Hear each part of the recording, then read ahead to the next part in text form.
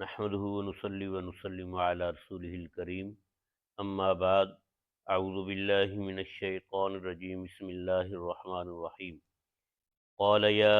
آدم أنبئهم بأسمائهم فلما أنبأهم بأسمائهم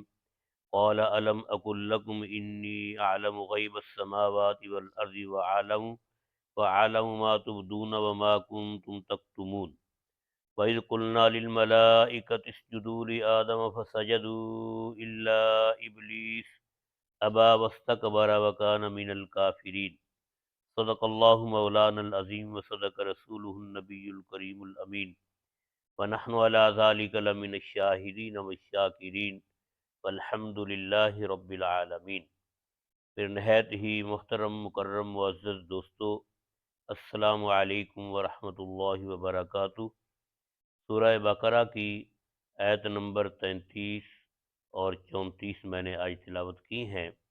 جیسے کہ آپ کو علم ہے کہ سیدنا آدم علیہ السلام کا واقعہ ان آیات کے اندر چل رہا ہے۔ کل یہ ذکر تھا کہ اللہ رب العزت نے حضرت آدم علیہ السلام کو چیزوں کے نام القاء فرما دیے جو دنیا میں کام آنے والے تھے، یعنی کہ جن کی ضرورت تھی۔ پھر فرشتوں سے پوچھا کہ اب تم بتاؤ، تو انہوں نے اپنی لا علمی کا اظہار کیا۔ تو پھر اللہ رب العزت نے سیدنا آدم علیہ السلام سے فرمایا قال یا آدم انبئہم باسمائہم، اے آدم بتاؤ، اللہ رب العزت نے فرمایا کہ اے آدم بتاؤ ان کو ان کے نام۔ فلما انبأہم، پس جب آدم علیہ السلام ان کے نام بتائے آدم علیہ السلام نے، قال الم اقل لکم، تو اللہ رب العزت نے فرمایا کیا میں نے تم سے کہا نہیں تھا، انی عالم، بے شک میں جانتا ہوں، غیب السماوات والارض، چھپی ہوئی چیزیں جو آسمانوں کی ہیں اور زمین کی، وعالم، اور میں جانتا ہوں، ما تبدون، جو تم ظاہر کرتے ہو، وما کنتم تکتمون، اور تم جو چھپاتے ہو۔ وَإِذْ قُلْنَا لِلْمَلَائِكَةِ اسْجُدُوا، اور جب ہم نے فرشتوں سے کہا کہ سجدہ کرو، لِآدَمَ، آدم علیہ السلام کو، فسجدوا، سب نے سجدہ کیا، الا ابلیس، مگر شیطان نے، ابا، انکار کیا، واستکبر، اور تکبر کیا، وکان من الکافرین، اور وہ ہو گیا کافروں میں سے۔ تو اللہ رب العزت نے سیدنا آدم علیہ السلام سے جب یہ فرمایا کہ آدم اب تم ان کے نام بتاؤ، پہلے فرشتوں سے پوچھا تو انہوں نے اپنی لا علمی کا اظہار کیا، اب آدم علیہ السلام سے فرمایا کہ ان کو بتاؤ، تو جیسے کہ آدم علیہ السلام کو ایک استاد کا درجہ دیا کہ ان کو بتاؤ، تو آدم علیہ السلام نے ہر چیز کے نام اور ان کی خاصیت بتا دی،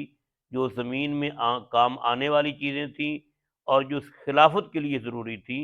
تو سیدنا آدم علیہ السلام نے جب ان چیزوں کے نام بتائے تو اللہ رب العزت نے فرمایا کہ میں نے تمہیں کہا نہیں تھا کہ میں وہ باتیں جانتا ہوں جو تم نہیں جانتے، انی عالم غیب السماوات والارض، میں آسمان کی چھپی چیزیں اور زمین کی چھپی چیزیں سب جانتا ہوں۔ غیب کہتے ہیں چھپی ہوئی چیزوں کو، جو ہماری نظروں سے اوجل ہے وہ غیب ہے۔ تو اللہ رب العزت سے اس کائنات میں کوئی چیز اوجل نہیں، ہر چیز اللہ رب العزت کے سامنے ہے۔ اللہ تعالیٰ ہر چیز کا علم رکھتے ہیں، چاہے وہ آسمانوں کے اندر ہے یا زمین کے اندر، جہاں بھی کوئی چیز ہے اللہ رب العزت کے علم میں ہے۔ اللہ رب العزت نے فرمایا وعالم، اور میں جانتا ہوں، ما تبدون، جو تم ظاہر کرتے ہو، جو بھی کوئی ظاہراً عمل کر رہا ہے تو اللہ رب العزت کی نگاہ میں ہے، اللہ دیکھ رہے ہیں۔ وما کنتم تکتمون، اور جو تم چھپاتے ہو، چاہے وہ دلوں کے راز ہوں، اللہ تعالیٰ ان کو بھی جانتا ہے، دلوں کی باتیں ہوں، اللہ ان کو جانتا ہے،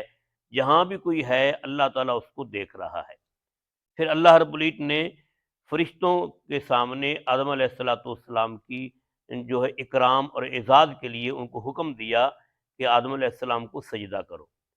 اللہ تعالیٰ فرماتے ہیں وَإِذْ قُلْنَا لِلْمَلَائِكَةِ اسْجُدُوا، جب ہم نے کہا کہ آدم علیہ السلام کو، ہم نے فرشتوں سے کہا کہ آدم علیہ السلام کو سجدہ کرو، فسجدوا، سب فرشتوں نے سجدہ کیا، الا ابلیس، مگر ابلیس نے نہیں کیا۔ یہ ابلیس کا نام ہے اور اس کا اصل نام تو عزازیل لکھا ہوا ہے، اور ابلیس اس کو اس لیے کہا گیا کہ ابلیس کا معنی ہوتا ہے مایوس ہو جانا، کیونکہ یہ اللہ کی رحمت سے مایوس ہو گیا، اس لیے اس کا نام پھر ابلیس رکھ دیا گیا۔ تو ابلیس نے انکار کیا، کیوں انکار کیا؟ تکبر کی وجہ سے اور حسد کی وجہ سے۔ اللہ فرماتے ہیں ابا واستکبرا، اس نے انکار کیا اور تکبر کیا۔ اور قرآن پاک میں دوسری جگہ پر موجود ہے کہ کان من الجن، یہ فرشتہ نہیں بلکہ جنات میں سے تھا، لیکن عبادات اور ریاضات کی وجہ سے اس کو اتنا اعزاز ملا کہ یہ فرشتوں کے ساتھ پھر رہنے لگ گیا، اللہ رب العزت نے اس کو فرشتوں کے ساتھ کر دیا۔ تو اس بات کی وجہ سے یہ بڑے تکبر میں آ گیا کہ مجھے بڑی عزت مل گئی، مجھے بڑا اعزاز مل گیا، مجھے بڑا مقام مل گیا۔ اور خلافت عرضی کا یہ بھی اس وقت جو ہے دل میں خیال رکھتا تھا کہ مجھے خلافت عرضی مل جائے، لیکن جب آدم علیہ السلام کی کو خلافت ملی، اللہ رب العزت نے ان کو خلیفہ بنایا، تو یہ اس بات سے دل میں اس نے حسد پیدا کیا کہ آدم علیہ السلام کو کہ یہ مقام مل گیا، تو اس نے حسد کیا، تکبر کیا، اور اس لیے وہ کافروں میں سے ہو گیا۔ تو سب سے پہلے جو گناہ دنیا میں کیا گیا ہے وہ حسد اور تکبر ہے، اس لیے اپنے آپ کو حسد سے اور تکبر سے بچانا چاہیے۔ نبی پاک صلی اللہ علیہ وسلم کا فرمان ہے کہ حسد نیکیوں کو ایسے کھا جاتا ہے جیسے آگ لکڑیوں کو کھا جاتی، اور آپ صلی اللہ علیہ وسلم نے فرمایا کہ وہ آدمی جس کے دل کے اندر ایک رائی کے دانہ کے برابر بھی تکبر ہوگا، وہ آدمی جنت کی خوشبو بھی نہیں سونگھے گا، وہ جنت میں نہیں جائے گا۔ تو اس لیے تکبر سے بچنا چاہیے اور حسد کی بیماری سے بھی بچنا چاہیے۔ اللہ تعالی ہمیں تمام باطنی بیماریوں سے محفوظ فرمائے، آمین۔